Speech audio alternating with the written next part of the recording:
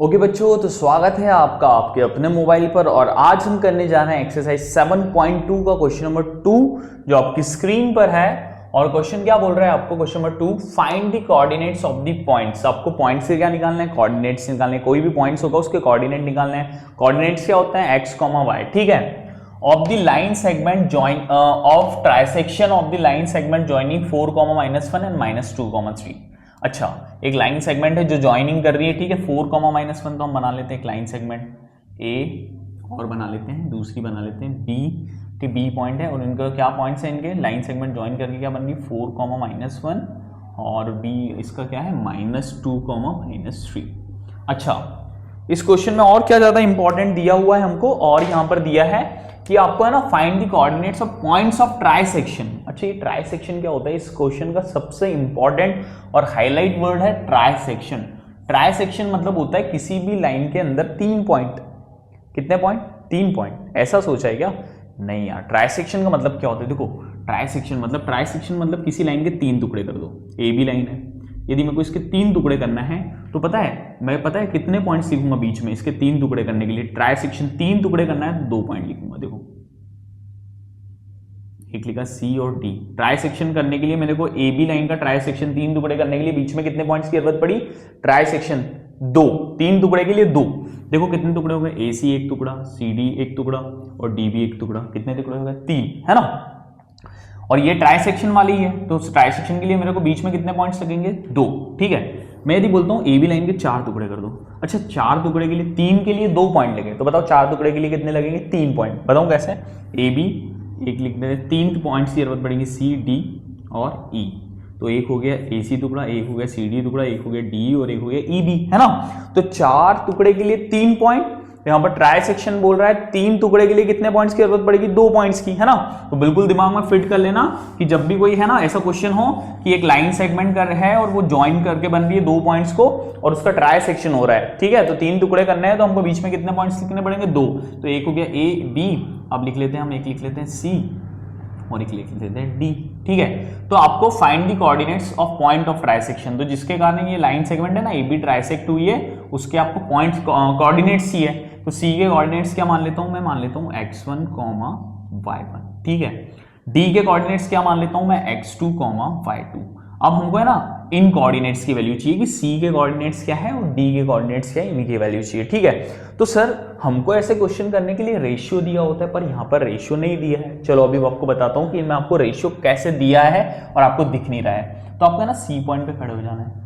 तो आप C point पर खड़े हुए ना, तो आप बोलोगे सर इधर ना ये इस लाइन सेगमेंट का एक टुकड़ा है, तो मैं लिख देता हूं 1। सर इधर ना सी पॉइंट से इधर देखता हूं तो लाइन सेगमेंट के 2 टुकड़े दिख रहे हैं मेरे को। कितने? सी डी और डी भी 2 टुकड़े दिख रहे हैं, तो उसको लिख देता हूं 2। तो सर सी यहाँ के रेशियो आ गए सर, सी पॉइंट्स पर है ना, मैं जब खड़ा हुआ हूं तो इसके रेशियो आ गए 1:2।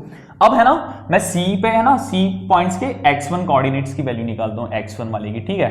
तो आपने अभी पढ़ा कि जब भी मैं x1 की वैल्यू निकालूंगा तो यहां पर है ना जो रेशियो है ना 1, इसका मल्टीप्लाई इधर वाला xy, इधर वाले xy में किस में करूंगा? x में और y में।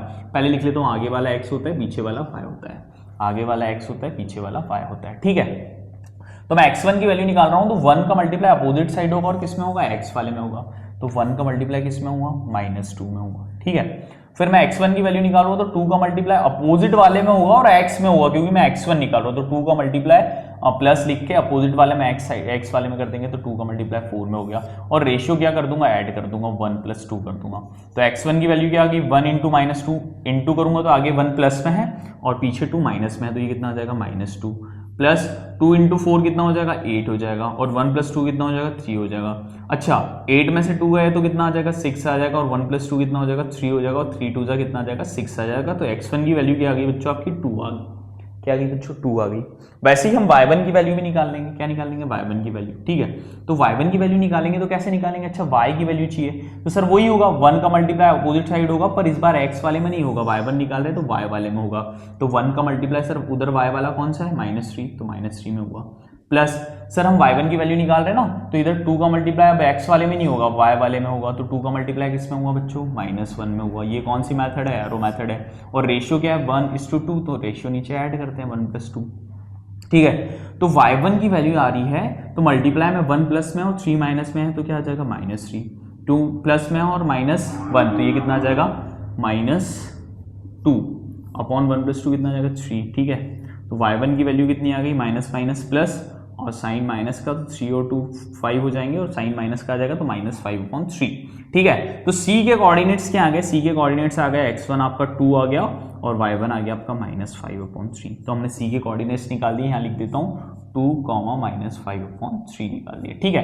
अब हमको किसके कोऑर्डिनेट्स निकालने हैं, d के निकालने हैं। तो ठीक है, आपको फिर एक बार डायग्राम बनाना पड़ेगा। मैं क्यों एक बार फिर से डायग्राम नहीं बनाऊंगा, क्योंकि मैं रफ कर सकता हूं, मेरे पास बोर्ड है ना। तो मैंने c के कोऑर्डिनेट्स निकाल दिए 2, -3। अब हम किसके निकालेंगे, d के निकालेंगे, ठीक है। तो आपको ये लिखने के बाद आपको फिर से एक बार डायग्राम बनाना है वैसा की वैसा, ठीक है। मैं यहाँ पर ये जो एरो है ये इसको रफ कर देता हूँ, ठीक है, क्लियर है, ये एरो है इसको रफ कर देता हूँ। आप फिर से एक बार डायग्राम बनाओगे, ठीक। तो आप फिर से एक बार ऐसा डायग्राम बनाओगे और इस बार आप c के जो कोऑर्डिनेट्स है उसको लिख दोगे, उसकी वैल्यू हमने निकाल ली है 2, -5/3 निकाल लिए, ठीक है। और यहां पर आप लिख दोगे c।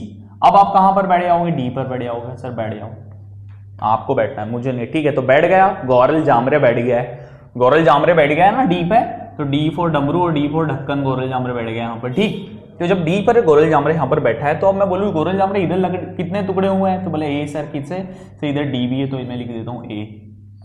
इधर कितने टुकड़े हुए हैं, तो एक हुआ है DC और एक हुआ है CA, तो ये 2 टुकड़े होगा, तो इधर मैं लिख लेता हूँ 2, ठीक है। तो ये रेशियो क्या आ गया D के 2:1, क्या आ गया बच्चों 2:1, ठीक है। ढक्कन गौरल जामरे 2:1 आ गए। अब यहां पर मैं निकालूंगा x2 की वैल्यू निकालूंगा, किसकी निकालूंगा, x2 की वैल्यू निकालूंगा। कैसे निकालेंगे गौरल जामरे, सर जब आप x2 की वैल्यू निकाल रहे हो तो 2 का मल्टीप्लाई इधर अपोजिट वाले में, पहला वाला x y, पहले लिख लो xy, तो इधर 2 का x2 की वैल्यू निकाल रहे हैं सर, 2 का मल्टीप्लाई अपोजिट साइड x वाले में होगा, ठीक है।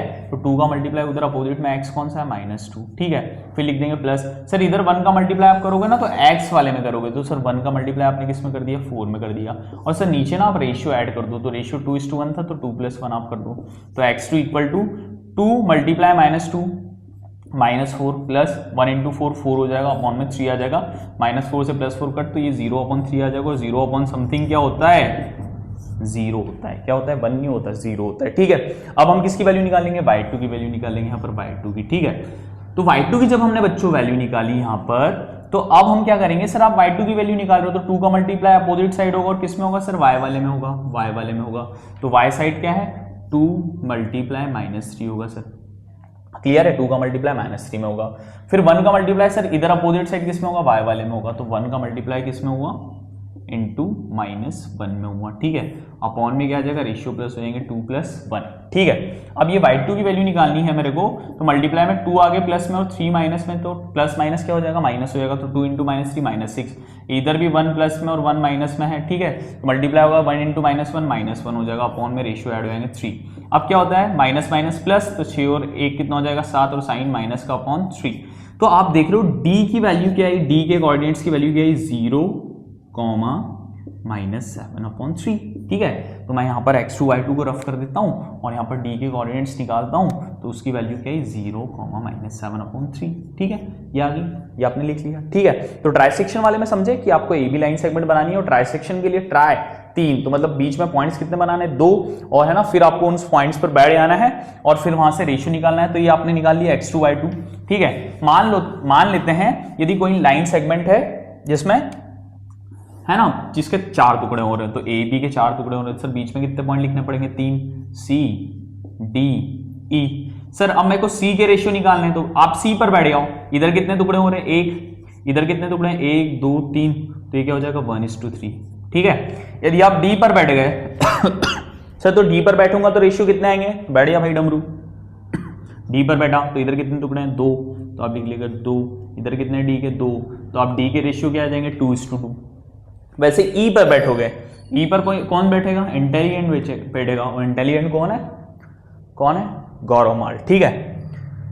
E से इंटेलिजेंट आता है, नहीं, किससे आता है बताना, ठीक है, कमेंट करके कौन से वर्ड से इंटेलिजेंट लिखते हैं, ठीक। तो यहाँ पर बैठा गौरव माल, तो यहाँ पर देखिएगा कि E के इधर कितना टुकड़ा हो रहा है लाइन सेगमेंट का, 1, और इधर कितने हो रहे हैं, 1 2 3, तो ये आ जाएगा 3:1, ठीक है। वैसे तो आपको ट्राई सेक्शन वाला ही आएगा क्योंकि एनसीईआरटी में ट्राई सेक्शन वाला है, ठीक है। पर यदि आपको 4 टुकड़े वाला आ गया तो आप क्या करोगे, आपको पता है ना, ठीक है।